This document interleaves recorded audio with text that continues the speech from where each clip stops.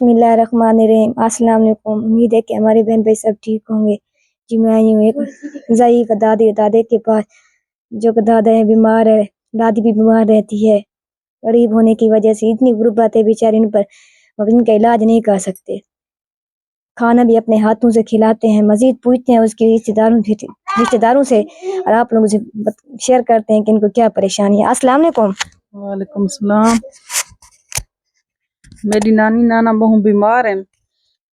असा गरीब बंदे हैं, असा इन्हां दी खिदमत नहीं कर सकदे। बहु गरीब हैं, सारी इमदाद करो। असा अपने हाथ नाल इन्हां को रोटी पानी खवेने हैं। बहु गरीब बंदे हैं, सारे कोल पैसा का नहीं सकू, पैसे दी कोई इमदाद करो, असा इन्हां दा इलाज कर सकूं। असा दुआ करने हैं। असा गरीब बहु बंदे हैं सारे।